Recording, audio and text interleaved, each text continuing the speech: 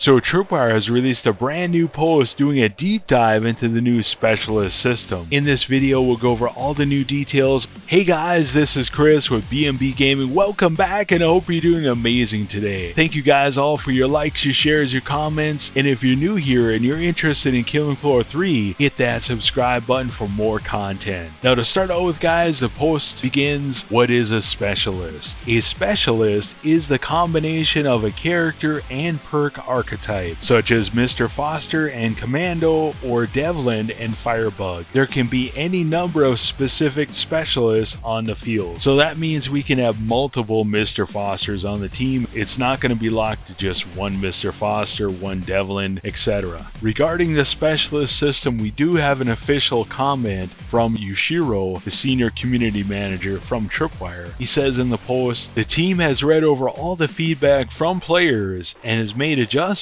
such as with the unlocked arsenal announcement, so cross-perk weapons, and more that haven't been talked about yet. However, the team is moving forward ahead with the Specialist design as they feel it is the best fit for the game to help, among other things, to bring clarity at high-level play as well as add in more narrative elements that people have called for over the life of the franchise. Now again, the Specialist System essentially is just perks and characters being tied together. So for example, Mr. Foster and Commando, the new Firebug Devlin, and Imran, the new engineer slash demolitionist. Now again, this is a controversial decision by the developers to get a feel for where the Killing Floor 3 community is at. I ran a poll both on Killing Floor 3 News on X and here on B&B Gaming with the question, will you still play Killing Floor 3 with the Specialist System, characters tied to perks? The options, yes, it doesn't matter, yes, but I don't like it,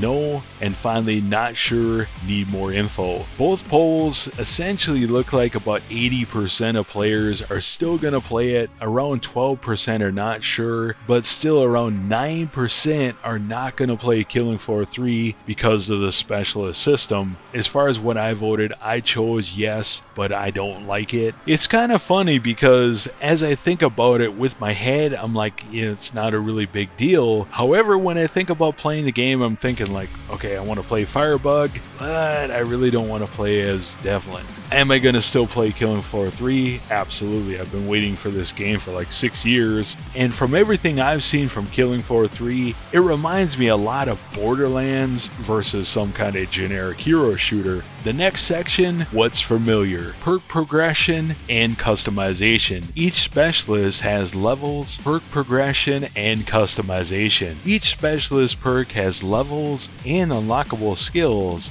that let you tailor your playstyle. As you level up, you unlock new abilities to customize your perk's gameplay. Specialized primary weapons. The specialists have a selection of primary weapons that align with their perk. However, you're not confined to these choices. Obviously, this is referring to the announcement of the cross-perk system being in Killing Floor 3, so if you're playing with Mr. Foster, you're going to be able to use any weapon from any perk. The next part, freedom to adapt. You're encouraged to mix and match weapons with different perks to suit your preferred playstyle or adapt to any situation. Unique grenades. Each perk comes equipped with a grenade that complements its role on the battlefield. Similar to KF2, grenades are unique to each perk and can't be swapped, ensuring that each perk retains its distinctive playstyle. There's actually a really good reason for this. The grenades, they say throwables, are actually a category on the skill tree. It goes on and talks about unique visual customization, so they're going to have skin packages for each specialist. Next, they talk about unique voices and battle chatter. Just like Killing Floor 2, we're going to have the option to lower the amount of battle chatter or turn it off altogether. Finally, they talk about free content updates. They say there are plans for ongoing free content updates, adding new and existing perk archetypes through specialists. So what they're saying is they could add new characters that could be commandos or firebugs or engineers. And of course they're going to add in new perks with new characters. They finish and say as well as adding maps, weapons, and features. As far as the free content goes, to be frank, I think this is a big reason why they're sticking with the Specialist system. Well-established characters sell more skins, which I'm going to look at it from the glass half full perspective here. I think is actually a good thing, because from covering Killing Floor 2 for 6-7 years, selling the weapon DLC really killed the game. So starting off here and just selling skins, hopefully not having to sell anything else and just it being cosmetic, I think it would be a big plus to Killing Floor 3. The next section, what's new in Killing Floor 3? First of all, we have unique sidearms for every perk. Each perk now comes with its own unique sidearm. So unlike Killing Floor 2, which at the end here has two options as far as your starting pistol, in Killing Floor 3, each perk is going to have its own unique sidearm. And to go further here, it has been confirmed in an earlier article that Killing Floor 3 does have a pre-game loadout system, so you can select your preferred sidearm before the game starts. Another question I have as a player is, will the mod system work with sidearms? Can you put acidic rounds on your sidearm?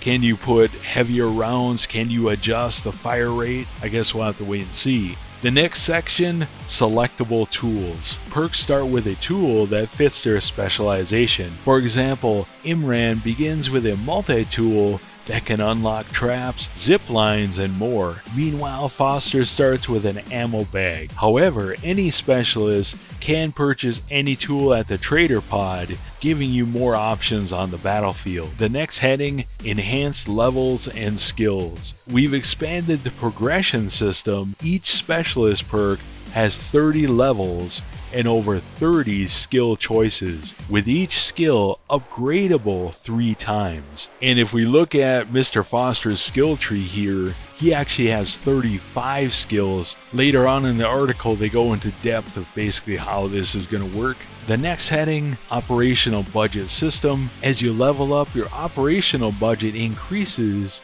giving you the ability to start the fight with custom modified weapons. Currently, we don't know exactly how many mods are going to be in the game at launch. One video they say 100, another article they say 120, a different article says 183. It's hard to say how many there are going to be there, but the important info is when you start out, you'll be able to buy randomly generated modded up weapons at the trader. However, we will be able to acquire these mods, craft them, and create our own custom weapons. And of course, once we have crafted these weapons, we will be able to buy them at the trader, and if our operational budget is large enough, we'll be able to start the game with these weapons. The final heading, unique gadgets for each specialist. Every specialist wields a unique gadget, otherwise known as the oh shit button, that reflects their personality and role. First, they show off Imran. They say our resident engineer has integrated the Sonic Storm, a retractable twin cannon, into his exosuit. This gadget obliterates fodder Zeds and is incredibly powerful against larger enemies. Meanwhile, Devlin is equipped with the Wildfire. The gadget emits a devastating ring of fire that incinerates nearby Zeds. And we have Mr. Foster wields the Hellion, a drone that fires brutal acidic attacks that create corrosive explosions. Finally, in the article, they talk about the specialist skill tree. The first heading reads, with 30 levels to unlock, players now have more choices to make than ever before. Specialists earn XP from gameplay to level up, and a new tier of skill choices is unlocked every 2 levels. They go on and say each tier of skill choice may contain from 1 to 3 choices, and only 1 skill from each tier can be selected at a given time, so it works the same way as Killing Floor 2. Each skill can be upgraded up to 3 times. Players can do this by earning and spending proficiency points. Proficiency is earned by completing survival waves, killing Zeds, using tools, and reviving allies. I haven't made a video about it, but that is a new feature in Killing Floor 3. There's going to be a down but not out mechanic, so you'll get downed and your teammates can revive you instead of just being dead and reviving at the next wave. Finally, it says players also have a proficiency rank, an icon that increase as they spend proficiency points, reflecting their mastery of the specialist. So as we look at the skill tree, first of all, we see that this is a level 30 Mr. Foster. What's interesting is we have a level 2 proficiency rank, which is kind of strange. Maybe it's just for demonstration purposes, but since this player is a level 2, they have 75 proficiency, which means they earn 75 proficiency from level 1. Does that mean we only earn 75 proficiency per level, or does it stack? But you can see level 2 hotshot here costs 150 proficiency. Another big question I have is, can we respec the skill tree here? So if we spend a bunch of proficiency points in a skill that we're, underwhelmed by, can we respec our skill tree? Can we make custom loadouts with custom modded up weapons and skill trees so we can just press a button and swap between them? That would be awesome. If we look at Mr. Foster's skill tree, again, instead of 30 skills, there's over 35 skills, but it's broken down into 3 categories: passives, which I'm assuming affect specialist specific primaries, and his sidearm. The next category, throwables. And it's kind of interesting to use that word throwables. Why didn't they just use grenades?